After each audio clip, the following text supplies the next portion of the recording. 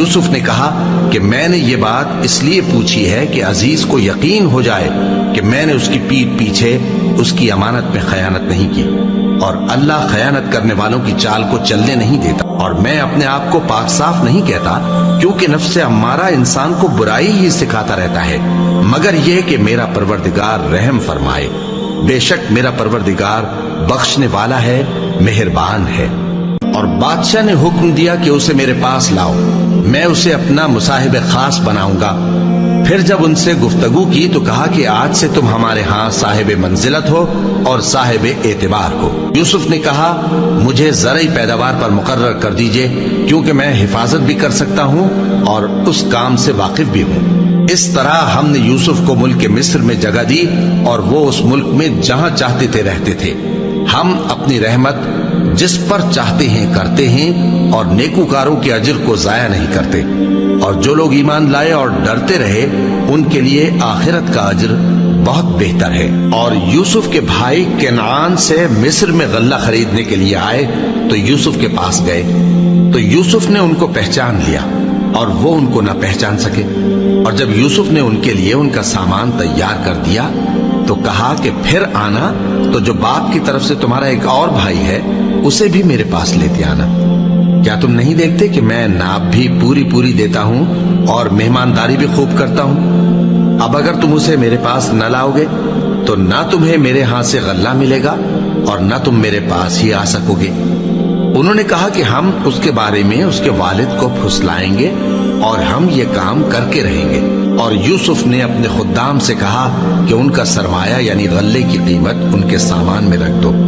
عجب نہیں کہ جب یہ اپنے اہل و عیال میں جائیں تو اسے پہچان لیں، اور عجب نہیں کہ یہ پھر یہاں آئے۔ بس جب وہ اپنے والد کے پاس واپس گئے تو کہنے لگے کہ ابا ہمارے لیے غلے کی بندش کر دی گئی ہے، تو ہمارے ساتھ ہمارے بھائی کو بھیج دیجئے تاکہ ہم پھر غلہ لائیں اور ہم اس کے نگہبان ہیں۔ یعقوب نے کہا کہ میں اس کے بارے میں تمہارا اعتبار نہیں کرتا، مگر ویسا ہی جیسا پہلے اس کے بھائی کے بارے میں کیا تھا، سو اللہ ہی بہتر نگہبان ہے اور وہ سب سے زیادہ رحم کرنے والا ہے۔ اور جب انہوں نے اپنا اسباب کھولا تو دیکھا کہ ان کا سرمایہ واپس کر دیا گیا ہے۔ کہنے لگے ابا ہمیں اور کیا چاہیے، دیکھیے یہ ہماری پونجی بھی ہمیں واپس کر دی گئی ہے، اور ہم اپنے اہل و عیال کے لیے پھر غلہ لائیں گے اور اپنے بھائی کی نگہبانی کریں گے، اور ایک بار شتر زیادہ لائیں گے کہ یہ غلہ جو ہم لائے ہیں تھوڑا ہے۔ یعقوب نے کہا کہ جب تک تم اللہ کا عہد نہ دو کہ اس کو میرے پاس صحیح و سالم لے آؤ گے، میں اسے ہرگز تمہارے ساتھ نہیں بھیجنے کا، مگر یہ کہ تم گھیر لیے جاؤ یعنی بے بس ہو جاؤ تو مجبوری ہے۔ پس جب انہوں نے والد کو اپنا قول دیا تو یعقوب نے کہا کہ جو قول و قرار ہم کر رہے ہیں اس کا اللہ ضامن ہے، اور فرمایا کہ اے میرے بیٹو ایک ہی دروازے سے داخل نہ ہونا بلکہ جدا جدا دروازوں سے داخل ہونا، اور میں اللہ کی تقدیر کو تو تم سے روک نہیں سکتا، بے شک حکم اللہ ہی کا ہے، میں اسی پر بھروسہ رکھتا ہوں، اور اہل توکل کو اسی پر بھروسہ رکھنا چاہیے۔ اور جب وہ ان مقامات سے داخل ہوئے جہاں جہاں سے داخل ہونے کے لیے ان کے والد نے ان سے کہا تھا تو وہ تدبیر اللہ کے حکم کو ذرا بھی ٹال نہیں سکتی تھی۔ ہاں وہ یعقوب کے دل کی خواہش تھی جو انہوں نے پوری کی تھی، اور بے شک وہ صاحب علم تھے کیونکہ ہم نے ان کو علم سکھایا تھا، لیکن اکثر لوگ نہیں جانتے۔ اور جب وہ لوگ یوسف کے پاس پہنچے تو یوسف نے اپنے حقیقی بھائی کو اپنے پاس جگہ دی اور کہا کہ میں تمہارا بھائی ہوں، تو جو سلوک یہ ہمارے ساتھ کرتے رہے ہیں اس پر افسوس نہ کرنا۔ پھر جب ان کا اسباب تیار کر دیا تو اپنے بھائی کے تھیلے میں آبخورا رکھ دیا۔ پھر جب وہ آبادی سے باہر نکل گئے تو ایک پکارنے والے نے آواز دی کہ قافلے والو تم تو چور ہو۔ وہ ان کی طرف متوجہ ہو کر کہنے لگے کہ تمہاری کیا چیز کھوئی گئی ہے؟ وہ بولے کہ بادشاہ کا کٹورا کھویا گیا ہے، اور جو شخص اس کو لے کے آئے اس کے لیے ایک بار شتر انعام، اور میں اس کا ضامن ہوں۔ وہ کہنے لگے کہ اللہ کی قسم تم کو معلوم ہے کہ ہم اس ملک میں اس لیے نہیں آئے کہ خرابی کریں اور نہ ہم چوری کیا کرتے ہیں۔ وہ بولے کہ اگر تم جھوٹے نکلے یعنی چوری ثابت ہوئی تو اس کی سزا کیا؟ انہوں نے کہا کہ اس کی سزا یہ کہ جس کے تھیلے میں وہ دستیاب ہو وہی اس کا بدل قرار دیا جائے، ہم ظالموں کو یہی سزا دیا کرتی ہیں۔ پھر یوسف نے اپنے بھائی کے تھیلے سے پہلے ان کے تھیلوں کو دیکھنا شروع کیا، پھر اپنے بھائی کے تھیلے میں سے اس کو نکال لیا۔ اس طرح ہم نے یوسف کے لیے تدبیر کی، ورنہ بادشاہ کے قانون کے مطابق وہ اپنے بھائی کو لے نہیں سکتے تھے، مگر یہ کہ اللہ چاہے۔ ہم جس کے چاہتے ہیں درجے بلند کرتے ہیں، اور ہر علم والے سے بڑھ کر ایک بڑا علم والا ہے۔ برادران یوسف نے کہا کہ اگر اس نے چوری کی ہو تو کچھ عجب نہیں کہ اس کے ایک بھائی نے بھی پہلے چوری کی تھی، مگر یوسف نے اس بات کو اپنے دل میں مخفی رکھا اور ان پر ظاہر نہ ہونے دیا، یعنی زیر لب کہا کہ تم بڑے برے ہو، اور جو تم بیان کرتے ہو اللہ اسے خوب جانتا ہے۔ وہ کہنے لگے کہ اے عزیز، اس کے والد بہت بوڑھے ہیں اور اس سے بہت محبت رکھتے ہیں، تو اس کو چھوڑ دیجئے اور اس کی جگہ ہم میں سے کسی کو رکھ لیجئے، ہم دیکھتے ہیں کہ آپ احسان کرنے والے ہیں۔ یوسف نے کہا کہ اللہ پناہ میں رکھے کہ جس شخص کے پاس ہم نے اپنی چیز پائی ہے اس کے سوا کسی اور کو پکڑ لیں، ایسا کریں تو ہم بڑے بے انصاف ہیں۔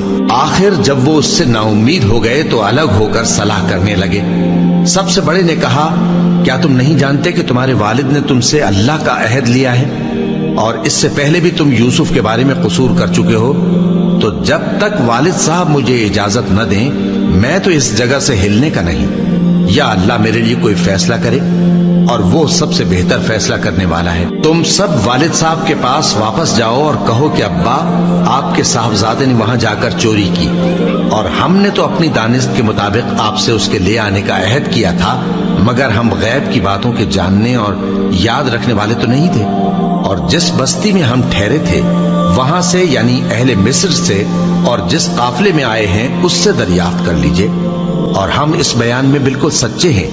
جب انہوں نے یہ بات یعقوب سے آ کر کہی تو انہوں نے کہا کہ حقیقت یوں نہیں ہے، بلکہ یہ بات تم نے اپنے دل سے بنا لی ہے، تو صبر ہی بہتر ہے۔ عجب نہیں کہ اللہ ان سب کو میرے پاس لے آئے، بے شک وہ علم والا ہے، حکمت والا ہے۔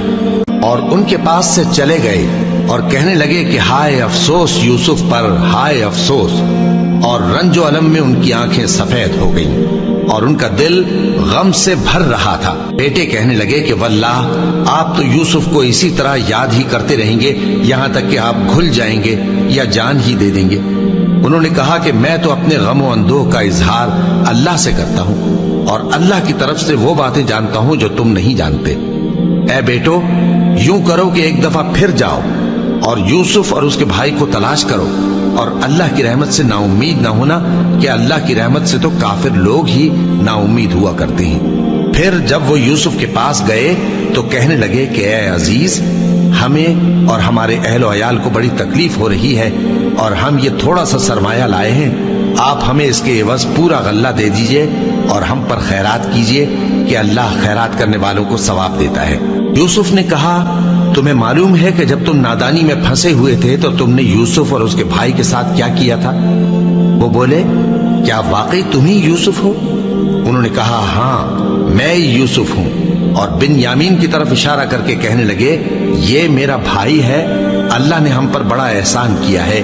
جو شخص اللہ سے ڈرتا اور صبر کرتا ہے تو اللہ نیکوکاروں کا اجر ضائع نہیں کرتا۔ وہ بولے، اللہ کی قسم، اللہ نے تم کو ہم پر فضیلت بخشی ہے، اور بے شک ہم خطا کار تھے۔ یوسف نے کہا کہ آج کے دن تم پر کوئی ملامت نہیں، اللہ تم کو معاف کرے، اور وہ سب سے بڑھ کر رحم کرنے والا ہے۔ یہ میرا کرتا لے جاؤ، پھر اسے والد صاحب کے منہ پر ڈال دینا تو وہ بینا ہو جائیں گے، اور اپنے تمام اہل و عیال کو میرے پاس لے آؤ۔ اور جب قافلہ مصر سے روانہ ہوا تو ان کے والد کہنے لگے کہ اگر مجھ کو یہ نہ کہو کہ بوڑھا بہک گیا ہے تو مجھے تو یوسف کی بو آ رہی ہے۔ وہ بولے کہ واللہ آپ اسی قدیم غلطی میں مبتلا ہیں۔